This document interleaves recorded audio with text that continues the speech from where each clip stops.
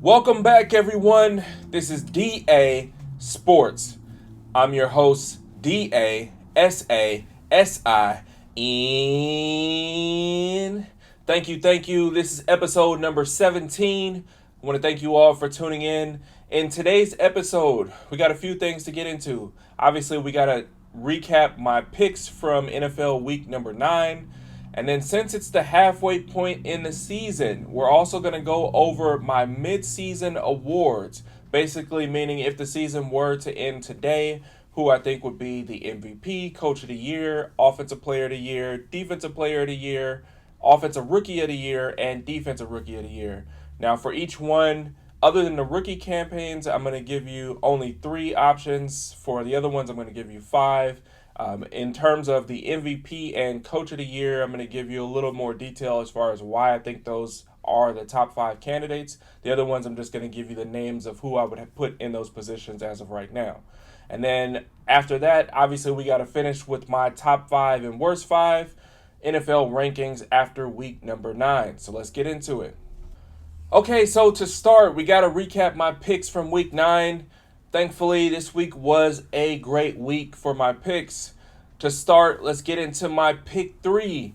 Now, for those that don't remember from last episode, my 3 picks from this week were the Cincinnati Bengals, the Los Angeles Rams, and the Kansas City Chiefs. So this week I did go 3-0. All of the teams that I picked to win did win. So 3-0 this week brings my season total to 16-8 in my pick 3, so definitely a good percentage there. If you were betting all of these games, you would definitely be way up. So hopefully we can keep this going into the oncoming weeks. Now to break down each one individually. The first game in my pick 3 was Cincinnati to beat the Las Vegas Raiders. They did win the game 41-24, which also means that they did cover the spread. The spread in this game, I believe, was 7.5, so they covered it easily. As I mentioned in my prediction, I just felt like it wasn't a good matchup, and Joe Burrow did come out before that week's game and say that it was a must-win. They obviously are trying to claw their way back into playoff contention. They're staring behind 2 other teams in their same division that are above 500. So they still have a ways to go, but they seem to be clicking a little bit more recently than they were at the beginning of the season, which essentially is what they do every season. So Joe Burrow is trying to get them back into it. Obviously, in terms of the Raiders, this is pretty much a failed season. Part of the reason why they did trade Devontae Adams earlier in the year. There's pretty much no hope for their offense. If I'm a Raiders organization, boss, manager, CEO, owner, I'm pretty much telling the coach, hey, play as many young players as possible so we can try to get as high of a draft pick as possible and then get a quarterback in the draft. Now, there's rumors that the Raiders want to position themselves in the ability to get Shedeur Sanders in the draft, mainly because Shedeur Sanders has a relationship right now with Tom Brady. He's had that relationship with Tom Brady for the last couple of years since he's been in college, and Tom Brady's been mentoring him. And now that Tom Brady is now a partial owner of the Raiders, you can see the connection. So we'll see if that ends up happening. But nonetheless, there's no hope for all you Raider fans who actually were saying before the season that you're going to make the playoffs. But it's okay. Most of us expected that anyway. Now on to the next pick. In my pick 3, I had the Los Angeles Rams beating the Seattle Seahawks. The Rams were favored to win by 1 on the road, and they were able to get the win. They did win the game 26-20.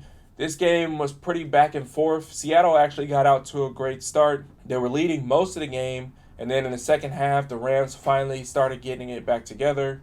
Geno threw a couple of terrible picks, including one that got returned all the way back. He actually was throwing the pass into the end zone that would have given them the lead because the game was tied at the time. The ball was intercepted and then ran all the way back for a touchdown, giving the Rams the lead. Seattle did come back and tie the game late and send the game into overtime. And then Seattle got the ball first in overtime, had a 4th and 1 in scoring position where they could have kicked a field goal. Instead, tried to go for it, got stopped, and then Matt Stafford delivered a brilliant drive, ending in a touchdown that they won. So they won the game 26-20. I did mention that I expected the Rams to look like a much better team now that Puka Nacua and Cooper Kupp are back on the field. Basically, when they were both out is when the Rams were struggling. It's when they went on their losing streak. Now that both of those players are back, they haven't lost a game. And they've beaten Minnesota and Seattle in the last 2 weeks. So decent competition. Minnesota more so than Seattle. So they look to be right back on track. Thankfully for them, there's nobody in their division that's running away with it. The Cardinals are leading the division right now, but I do believe that the Rams will eventually catch them. So things are trending in the right direction, and they were able to pull off the win this week. Now, the last game in my pick 3 was the Kansas City Chiefs beating the Tampa Bay Buccaneers. Now, I said in my pick 3 that I expected Kansas City to win, but I did not expect them to cover the spread. If you recall, the spread was 9.5 points, and as I predicted, they did win, but did not cover the spread. Final score was 30-24, so they won by 6. Again, the Chiefs are still the only undefeated team left in the league, and each week they have shown that it doesn't really matter what the game plan is. It doesn't really matter how teams attack them. They just find a way to win, whether it be solely on their defense. They haven't had a game where it was solely on their offense, but this game last night was more so on their offense than any other game. The defense wasn't able to hold Tampa Bay down like they've been doing most teams. Tampa Bay did score 24 points. And not only just like early, because there have been some games where the Chiefs have given up opposing team touchdowns early in the game, but then when it comes to the second half, they've been able to lock them down and not score. In this case, Tampa Bay was able to score in the second half just as consistently as they were in the first half, actually more so in the second half than the first half. Yet they were still able to do enough to get enough stops at the right time to keep themselves in the game. There was a scary moment in the middle of the game where it looked like Mahomes had actually injured himself pretty badly, but it turns out he just retweaked his ankle that was already injured, and after he got a chance to walk it off, he was okay. Led the team down to 2 drives and got them to win in overtime. Now, there were some people last night on TV who were saying that Tampa Bay, when they scored the touchdown right before the end of the game, that they should have went for 2 instead of kicking an extra point to tie. To me, I understand the thought process, but considering there was still about 30 seconds left in the game, either way, you're putting yourself in a position where it was possible that the Chiefs could get themselves in field goal range. They did have all 3 timeouts. I think it actually positioned themselves better for them kicking an extra point because, as we saw, they had a 4th and 1, whereas if they were down 1 at that time, they obviously would have went for it. Whereas because the game was tied, the Chiefs just punted, and then the game went into overtime. So I don't second guess the decision. I understand why people would say that, saying, oh, take your opportunity while you have it, try to beat the Chiefs on the road, but I don't fault them to do it. Obviously, Mahomes won the toss and then was able to drive them down for a touchdown. DeAndre Hopkins in his second game with the Chiefs looked great, looked more so like the old DeAndre Hopkins as we expected him to look. And with all of the injuries that the Chiefs are overcoming, they've been able to manage and fill the spots where they've needed to. I think they're still lacking at corner since Jalen Watson is hurt. I believe he may be out for the rest of the season, or if not, he might come back playoff time. Either way, they do need some reinforcements at corner. Now, there's talk about them potentially going out and trading for Marshawn Lattimore from the Saints. We'll see if that happens. Today is trade deadline day, so right now I would say it's probably not, only because it hasn't happened yet, but we'll see. But yeah, the Chiefs were able to pull off the win 30-24 in overtime and remain the only undefeated team left in the league. All right, so now we got to get into my lock of the week. My lock of the week this week was the Philadelphia Eagles beating the Jacksonville Jaguars. It's funny, they did get the win, so I was right in my lock of the week. So 1-0 this week, bringing me to 5-3 on the season for a lock of the week. Definitely on a roll recently, unlike the terrible start the first few weeks of the season. It was interesting because I mentioned that I was picking Philadelphia to win, but I said that I wouldn't be surprised if they found a way to choke this game away. And sure enough, they tried to choke the game away. Philadelphia was up 22-0 in the second half, somehow allowed Jacksonville to come all the way back and make it a close game. Philadelphia was then able to score and go up 28-23, which was the final score. So they did win by 5. They didn't cover the spread, but it kind of aligns with what I was expecting. I did think they would get the win, but they were going to put themselves in a bad position to lose the game, which they did. Now, Philadelphia has gotten on a roll. They've gotten back to what they were expected to look like in the beginning of the season. So definitely looking good for them. And based on what the Cowboys have been doing in their division, they pretty much look like they don't have to worry about any other competition other than the Washington Commanders. Now, from that game between Philadelphia and Jacksonville, I saw the most spectacular run move I've ever seen in my life. And as far as I'm concerned, I don't think anybody's ever seen anything similar. For those that haven't seen the play yet, Saquon Barkley caught a pass in the flat, ran upfield, planted, did a spin move to get off of one tackler so he could get the first down, started to pivot like he was going to spin back the other direction, and then realized somehow, while the defender was running at him full speed with his back turned, he somehow realized that he could hurdle him backwards and then land on his feet and turn to face forward to try to get more yards. It's legitimately the most absurd run move I have ever seen. If you haven't seen it, I would definitely recommend pausing this right now, go into the YouTube search and search up Saquon Barkley's run against Jacksonville. It was absolutely spectacular, and in my opinion, probably during the ESPYs, it'll be the play of the year, most spectacular play of the year, whatever category it is they have for that. So, but ultimately, the important part is Philadelphia got the win, so I got the win in my lock of the week. Now, the last one in my picks was my underdog pick of the week. Remember, my underdog pick of the week is a team that's favored to lose by more than 3 points. A team that's favored to lose by more than 3 points and gets the win. I did pick New England to beat the Tennessee Titans. Unfortunately, I was wrong. New England did lose 17-20. Now, they had opportunities. They did get the game tied.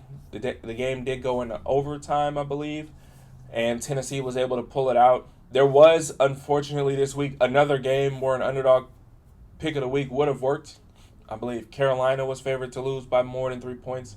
I think they were favored to lose by 7 or 7.5, and they were actually able to win against the Saints. So that would have been the right selection. Unfortunately, that's not the one I picked.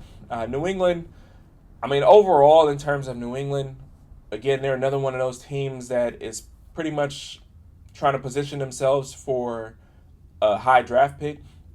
To me, I think if they got somebody like Travis Hunter, that would go great with the rest of their team and fit in well. So them losing against another team who was in the bottom 5, it's probably a good thing more than anything.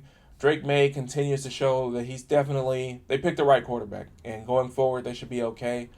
Drake May had a great play where at the end of the game where he extended the play. I think the total play was like 11 seconds long. Him avoiding tacklers in order to be able to throw up a last-second pass to get a touchdown to tie the game and send it into overtime. Unfortunately, it wasn't enough because they did lose the game in overtime, but New England has a good trajectory going forward. Unfortunately, that did mean that I lost my underdog pick of the week this week, but it was the only one I got wrong. Out of all 5 picks, this was the only one, and obviously, underdog pick of the week is always going to be the hardest one. So 0-1 this week, 2-6 on the season in my underdog picks of the week. No biggie. All right, so now we got to get into my half-season awards. So these are my picks for the candidates and picks for who I think is in the running for these awards and their position. So I'm going to go from back to front. So to start, we're going to go with the Offensive Rookie of the Year award. For Offensive Rookie of the Year, the top 3 candidates, in my opinion, at number 3 right now would be Bo Nix. At number 2 would be Brian Thomas Jr. And at number 1 would be Jaden Daniels, which, if you ask me, I think this award is pretty much locked up. I think pretty much no matter what happens the rest of the way, Jaden Daniels is going to win Offensive Rookie of the Year. But those are the 3 candidates I have right now. For Defensive Rookie of the Year, in third right now I have Jarrett Verse. At number 2, I have Mike Sanistril. And at number 1, I would put Beanie Bishop Jr. This one is still open. I can see it going either way between these 3. There's also a couple others that are close that I could see getting in the mix by the end of the season. So we'll see how that turns out. For Offensive Player of the Year, the 5 candidates I would put in Offensive Player of the Year right now. At number 5, I would have Jamar Chase. At number 4, I would have Justin Jefferson. At number 3, I would have Saquon Barkley. At number 2, I would have Derrick Henry. And number 1 for Offensive Player of the Year right now, I'd have Lamar Jackson. This is another award that I feel like is still in flux, could definitely change position from here to the end of the season. For Defensive Player of the Year, at number 5 right now, I have Trey Hendrickson. At number 4, I have Dexter Lawrence. At number 3, I have Kirby Joseph. At number 2, I have Xavier McKinney. And at number 1, I have TJ Watt. This, again, another award that I feel like is back and forth. I think it will start to separate a little bit in the next few weeks, though. All right, right now for Coach of the Year, I'll go into a little more detail. At number 5, I have Dan Campbell. Obviously, Detroit right now has the best record in the NFC. I think he gets a lot of credit for setting a culture in Detroit, pretty much taking Detroit from a bottom feeder team to a contender, looks like, every year. They don't have the best record in the league, but they've only lost 1 loss, and they've played some really good competition. And in most games, they look very dominant. They've been able to figure it out on both sides of the ball and in special teams, which I think is a direct reflection of their coach. So I have Campbell at 5. At 4 for Coach of the Year right now, I have Jim Harbaugh. Now, Jim Harbaugh is a rookie, so to speak, and coach because he's his first year back in the NFL. He has coached before, but to me, I think that he's done a great job with the Chargers. The Chargers looked pretty bad last year, and they let go of their top 2 receivers, yet they still been able to figure out a way to get it done. He's molded the team in his image of how he likes to play football, the same way he did at Michigan, the same way he did when he was with the 49ers, same way he did when he was at Stanford. He's run the ball and play good defense. And the Chargers have been doing that. Their win total is way above where most people expected it to be. They're definitely still in the mix right now, and so he's got to get credit. So I have Harbaugh at number 4. At number 3 right now, I'd have Mike Tomlin. Again, another team that I feel like has exceeded expectations. Now, not mine. I did pick the Steelers to make it to the playoffs. But considering the situation that they've dealt with the quarterback situation, most people thought that Justin Fields should have remained the starter. And they were second-guessing him when he decided to go with Russell Wilson. Yet, as you've seen since Russell Wilson has been in, it was definitely the right decision. Their down-the-field passing game has definitely elevated since going with Russell Wilson, and that's a definite testament to coaching, knowing what you have in practice that other people can't see, knowing the potential of each quarterback, and positioning them in a way to where, even though they're fighting for a starting position, they both get along and understand the assignment. When Justin Fields found out he wasn't going to be starting, he even said himself that if I had played better, then yeah, there wouldn't be this discussion. So, yes, he was bummed about not starting, but it hasn't caused a rift. And even though it seemed like the the sideline itself was kind of split on whether or not to switch. Everything has seemed to mesh seamlessly, and the Steelers are still winning. So, got to give Mike Tomlin credit. To me, he's one of the best coaches in the league year in and year out, and this is no exception. So, but right now, I have him in the 3 spot. At number 2, I have Dan Quinn. Now, Dan Quinn is another coach that has taken his team above higher expectations. The Washington Commanders have been known to just be a bottom feeder team, and a lot of people picked them to still be a bottom feeder team going into this year, considering that they have a rookie starting quarterback. Yet he's definitely gotten them together. Remember, he got a lot of flack for being the defensive coordinator for the Cowboys last year, especially after the playoff game when the Packers put up so many points. A lot of people try to scapegoat him as the reason why the Cowboys lost. Yet, if you notice, the Cowboys' defense looks worse this year than they did last year. And now he's leading the Commanders, and they look way better this year than they did last year. So he definitely wasn't the issue. And I think anytime you step into a team that has had years and years of futility and you're able to get them to perform like a good team, and when you're dealing with a rookie quarterback at start, you got to get credit for that. So I think Dan Quinn deserves to be a number 2 spot. And then at the number 1 spot, I have to go with Andy Reid. Now, you could argue in the sense of, like, well, yeah, the Chiefs are playing well and people expect them to be a good team. Yes, and I'm sure some voters will knock him for that in a sense. But they've had one of the hardest schedules out of anybody in the league, yet they're still the only team undefeated. They've also had some of the most horrendous injuries in terms of their top-tier talent. Again, they've lost their top 2 receivers, one who only played a few games, one who hasn't played any games. They lost their number 1 running back who played a few games, and they lost their number 2 cornerback who played like 6 games, I believe. So, and nonetheless, they've been able to find a way to still keep going.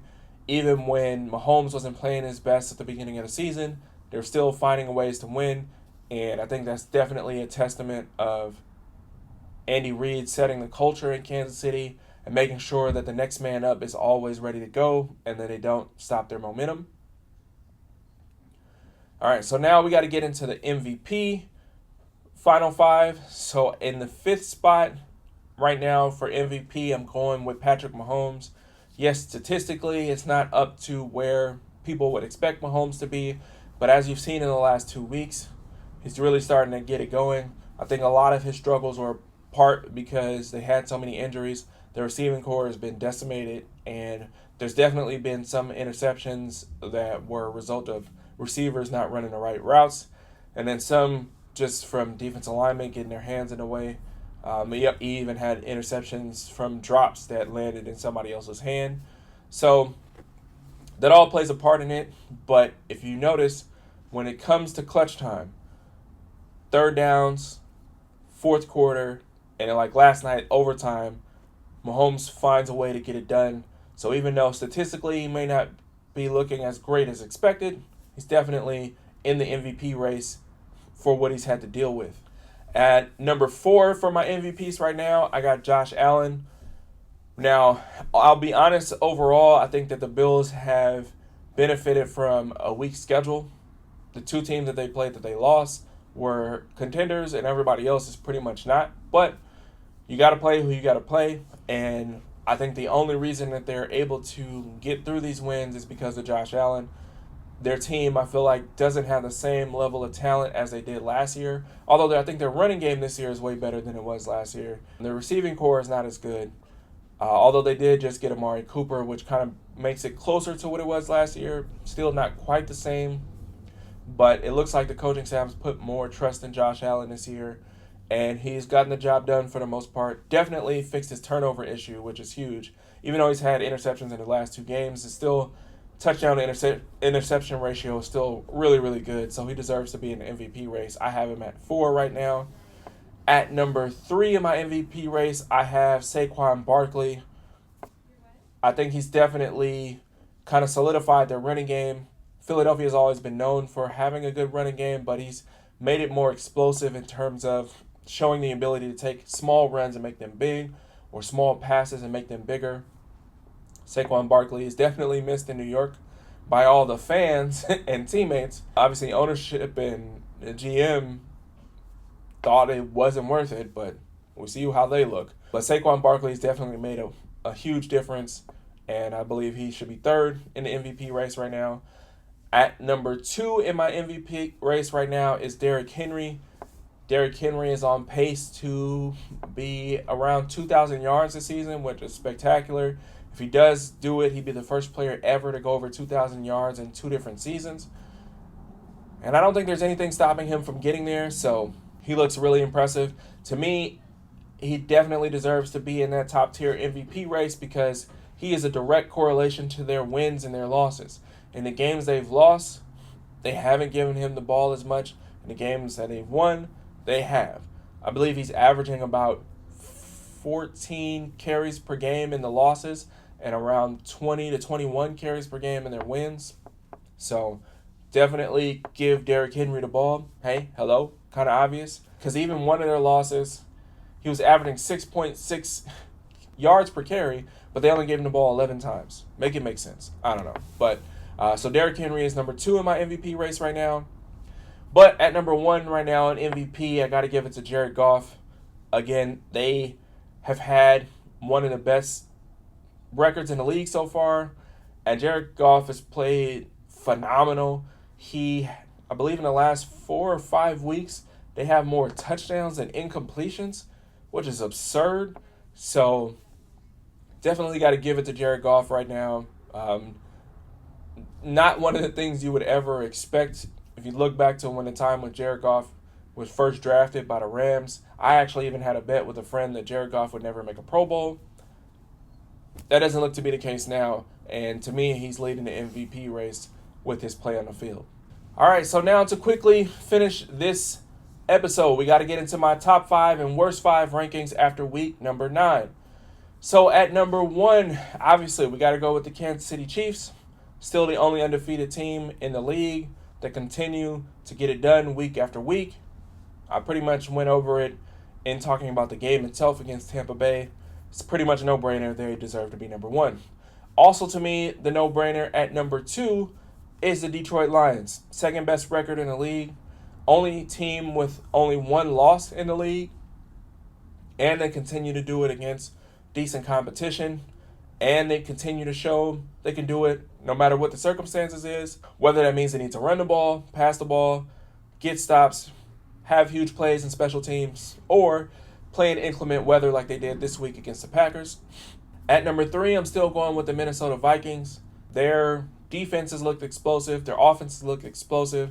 Justin Jefferson and Sam Darnold are still playing great. The running game looks good. And they also have some of the most impressive wins out of all the teams in the league so far.